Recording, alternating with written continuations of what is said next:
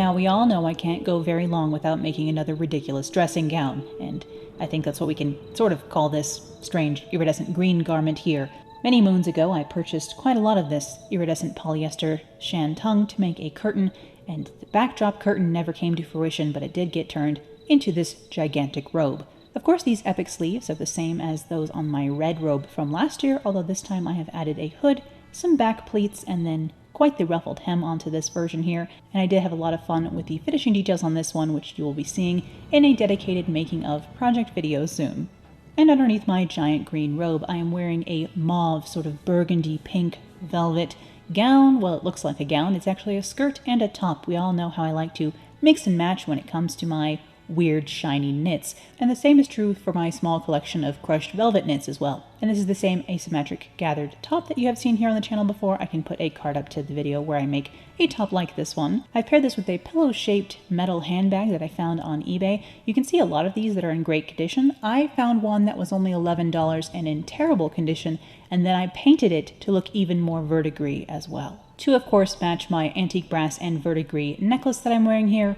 Well, necklace slash belt. This is actually 3 separate pieces. The center, like kind of harnessy bit, connects to both the necklace and the belt, and I can separate all of this to be able to wear the necklace and the belt separately as well if I should like to. Then, of course, there is this giant ball gown that I made for this video. Lightly inspired by some 1950s evening gowns and brocade, sort of late 50s, early 60s gowns. Really, I just wanted a classic princess dress with a absolutely giant skirt, and I did try and figure out a petticoat situation for under this to hold it out even more, but I just couldn't find anything I liked, so I'll have to make something extra giant to hold this full skirt out sometime, because the train on this one is an additional 2 feet long from the length of the skirt itself, which is already 46 inches long, which is pretty long. Usually I make things 42 for me. I am 5'5", by the way, so I'm not that tall, which means for this dress I do need to wear the tallest heels possible, which in this case are these very uncomfortable kind of clunky boots. But this is a gorgeous multicolored brocade that I found on Etsy. I can link this fabric below. The fabric itself is rather reasonable. It's the shipping from this shop that'll really get you, so be careful. And I lined the sleeves with a tricolor dupioni from Silk Baron that I can link below as well. I've paired the gown with some removable undersleeves here. These do come off. They are basically just long, fingerless gloves, made out of the same mauve velvet as the last gown, of course. And then I have on a 1960s pendant necklace here, sort of an iridescent cameo, and then some gold hat veiling draped around my head and pinned into place with lots of metallic butterflies, which I can link for you below as well. Lastly, with this, I have another patinaed handbag. This one I've added a lot of verdigris to here and a little bit of gold leaf to really get a weathered effect. But this sort of lantern-shaped, interesting little handbag I did find on Poshmark. And of course, I'll be talking more about these fabrics and this gown in the upcoming project video. And the blessing of multicolored lighting strikes again with this all-copper ensemble. This is a metallic lurex and I believe acetate blend fabric that I found at a local fabric store here in Denver called Allen's. It's a specialty fabric store in Denver and I love their selection. If you want something super unique and you're not afraid to pay for it, Allen's is the place to go. But I found this fabric in both this copper shade and in a aqua color that we'll talk about in a moment here, and decided to go ahead and put together a full kind of armor-inspired ensemble. I've taken this rather stiff metallic fabric and made a full-length mermaid skirt out of this, and then the extra sort of flared flangey bits at the top portion of the skirt and a couple of the drapes in the back are actually a separate overskirt that I can wear over it or not, depending on how I'm feeling on whatever formal occasion I'm wearing this ensemble for. But of course the skirt here is kind of playing second fiddle to this entirely metallic shantung corset that I have here. This is a fully boned corset made from my Victorian corset pattern that I've been using for all of my costuming here on the channel that I made before I actually even started YouTube. But of course I will have a video coming soon showing you how I modified my Victorian corset pattern to make this metallic copper corset. And I'm wearing these rather stiff shantung pieces over a much softer and comfier blouse in a cotton, linen, and lurex blend. I believe this is a Kaufman fabric, a Kaufman Essex linen, but I'll be talking a little bit more about this blouse design in a moment. I do also have some millinery trimming feathers wrapped into my hair, and then some butterfly clips as well, and I can link those below. And here is the other colorway of that same exact metallic shantung from Allen's here in Denver. And this is the exact same mermaid skirt as the last look, just without the overskirt. And I put together this sort of 17th century inspired jacket, bodice, top thing. I never really know what to call something like this. It's not really a jacket, but it's not really a blouse. It's sort of just a bodice. so I guess we'll call it that. And of course I have accented this metallic aqua bodice with my order of the beaded beetle that you saw me make here on the channel recently. I have that same verdigreed metal box bag that I was carrying earlier, in addition to a halo star crown here with a couple of the butterflies clipped on. I can link this crown for you below as well. It's just a little costume crown, but it is quite fun. And I finished this look with some gold lantern charm earrings and a sprinkling of gold rings on my fingers. Now this teal blouse is actually the same pattern as the gold blouse I was wearing under the copper ensemble earlier, and I really am quite enamored with this pattern. I can't wait to make more of these blouses in other colors. And this is a silk taffeta from Silk Baron, so I can link this exact fabric below. And this side draped skirt here I made recently over on Patreon. It is done in another Silk Baron fabric. This is a maroon and brown silk dupioni, so I can go ahead and link this fabric below as well. Unfortunately, I cannot link you to the brocade this waistcoat is made out of because it is out of stock.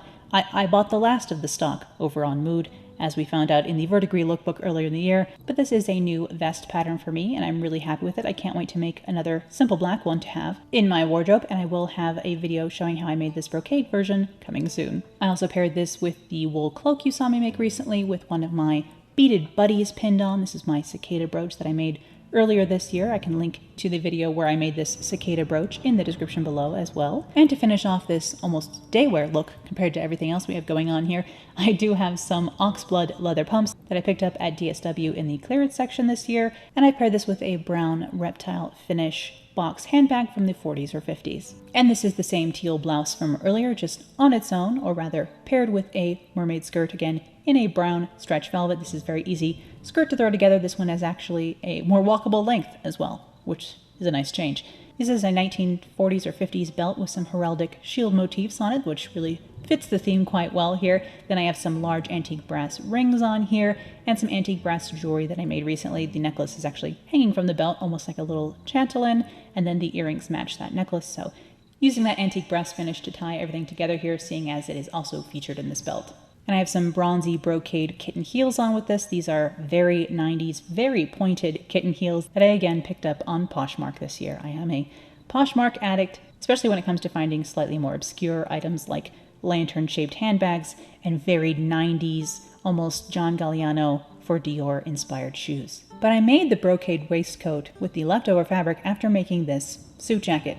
And yes, this is the exact same jacket pattern that I used to make the verdigris jacket earlier in the year. That aqua, tan, and gold jacket with the sort of Klimt-ish embroidery, the cicadas on the back of it. This is the same exact jacket pattern, only I've made it in this darker brown brocade. And then of course embroidered it with probably 100 or so beaded beetles. And since all of you said you wouldn't mind seeing repeats, this jacket will be coming to the channel in a video of its own soon. I paired this suit with the same brown leather pumps from the last look, the patinaed pillow box handbag from earlier, and then I also thought this would look great with my brown faux fur collar for when I need a scarf to warm up this look when I'm wearing it out and about. I thought this would be a great pairing as well. And something available over on Patreon right now is again this side draped skirt. You saw the brown one earlier. Here it is in a multicolored silk. This is a black, brown, and yellow tricolor dupioni again from Silk Baron called Yellow Jacket. I can link this fabric below. It is just delicious, especially with this green light hitting it. It is almost an olive tone from far away, but it's very much yellow up close. And that black crossweave in this meant I felt I could pair it with black, like these black jet buttons, and the, of course, black jet beaded jewelry, and black jet beads all over the back of this jacket. This jacket design is inspired directly from a Terry Mugler jacket from 1988, and this jacket video will be coming to Patreon this month as well. And to coordinate with the glittering black embroidery on the back of this jacket and the buttons down the front, I of course paired this with my black beaded cicada that I made originally for the cicada gown, but it works well here as well on more modern garments, if we can call this that. At least it's more modern than my 1880s ball gown was. Then I have a black beaded handbag from the 1950s here, some 1950s black rhinestone clip earrings, hat veiling again wrapped around my face for a bit of mystique. Also in sparkling jet are these absolutely gorgeous Betsey Johnson shoes. These are actually new season Betsey Johnson. They just came out a couple of months ago, but like run, don't walk to get these morning jet shoes basically. They are a little tall, but it's worth it. They're so gorgeous. I'm not going to promise you they're comfortable, but I am going to promise you they are stunning. Then things start getting positively medieval around here with this rather Game of Thrones inspired underdress and this rather Fortuny inspired overdress. This is a tabard style overdress inspired directly by Mario Fortuny in the painted velvet work that he was doing in the turn of the century through the 1920s, really, that company was doing, out of Venice, of course. And I'll be talking all about how this look came together, sort of last minute, in its own dedicated project video soon. And yes, I am just straight up wearing a crown here, because why not, I guess. In addition to some sort of ancient Mediterranean-inspired brushed gold earrings that I picked up on Etsy, they're probably from the 1980s or so. Again, smattering of gold rings on my fingers, and this tiny, little, gorgeous 1990s handbag that sadly will never fit my phone. But this is the underdress that I constructed for wearing with that tabard. Of course, this is almost more elaborate than the tabard itself. And because that Fortuny-inspired ensemble was sort of a last-minute idea, this is actually made out of sheer curtain fabric. That's right, this is 2 sets of sheer curtains with a metallic gold print on them. I'll talk about that more in the upcoming project video. This is actually a wrap-style dress, and I'm going to go ahead and call this a tea gown. And for those of you wondering, where the heck is she going to wear all these things? I would wear this around the house, first of all, to scare the post people, but also I just think sitting in a windowsill with the skirt draped dramatically while reading a book is the perfect, occasion to wear something like this. Although I might skip the giant crown when wearing this around the house. And you've seen this black top before because I wore it in my sewing room tour video and I had a lot of questions about it. I actually did make this top over on Patreon earlier in the year. I made it in this black color and in that same mauve burgundy velvet that we saw earlier. And again, I have accented this gown with the Order of the Beaded Beetle, this time pinned with the bugs on my shoulders and the beads hanging across the back. I think this is a really fun way to wear this as well. There's actually a lot of different ways to wear this sort of sash of beads, so I'm excited to play with it more and more. And again, I have some wide net hat veiling here, tied over my face with a sparkling sort of padded velvet headband that reminds me a little bit of Tudor headdresses, and I thought that was quite fun. A little bit of a different take on a tiara here with this jet beaded headband. And finally, we finish with a little bit of a Gothic fantasy dream dress, because if young me could see this, I think she would be rather thrilled. I'm not gonna lie, this is kind of a dream outfit for younger me. Not that it isn't a dream outfit for me now, but I just think that 12-year-old me would be absolutely thrilled. This is another fully boned corset based off of my Victorian corset pattern, based off of a corset pattern from Corsets and Crinolines. I'll be talking about this black version in the upcoming copper corset video as well, because this black version is actually the mock-up for making that copper corset that you saw earlier in the video. And this is actually the same exact mermaid skirt pattern that I used to make those metallic skirts earlier in the video. It just hangs quite differently because, of course, this is just a polyester slinky lining with a rather languid lace over it. So the drape of both of these fabrics is rather different, and therefore the skirt hangs quite different, despite being essentially the same exact pattern. And does this black corset fit perfectly? No, because it was a mock-up, but I decided to fix that problem by just covering it in beaded trim, appliques, and lace. But I'll talk about that a little bit more in the corset video I have coming up. I hope you enjoyed this selection of styles today, and of course you will be seeing many of these items again in their upcoming dedicated project videos that will be coming out over the next few months. Thank you so much for watching, and thank you of course to my patrons who make my work possible, including my conservator level patrons, Alicia, Amy, Andrea, Audra, Che, Cheryl, Karina, Denise, Elizabeth, Ellen, Eloquent Silence, Emily, Fern, Jambonium, Kara, Lainey, Lilith, Lynn H. and Lynn O., Maggie, Margaret, Megan, Myrna, Nancy, Natalie, Nina, Rachamus, Rhonda, Sean, Stephanie, T-Bells, Thea, Tracy, and Ula. And to everyone who has ever been a conservator patron, thank you so much for going above and beyond to make sure I can keep doing what I love.